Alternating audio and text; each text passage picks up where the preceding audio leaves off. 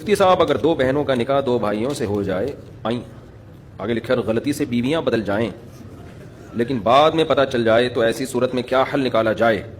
اور اگر دونوں بیویاں اپنے اصلی والے شوہر کے پاس جانا چاہتی ہوں تو کیا حکم ہے؟ ایسا ہوتا ہے، ہوا ہے، تاریخ میں بھی ہوا ہے، اور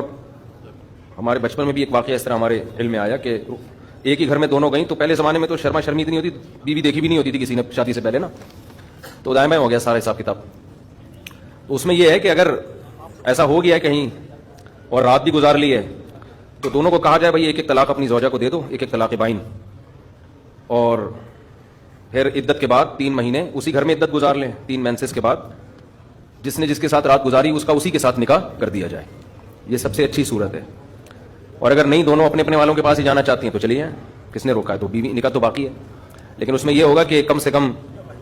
یعنی اتنی اس کے بھی عدت کا ایک پیریڈ ہے، وہ عدت گزارنا بھی میرے ذہن میں نہیں ہے وہ 1 مینسز ہیں یا 3 مینسز ہیں، کیونکہ اس کو وطی بالشبہ کہتے ہیں،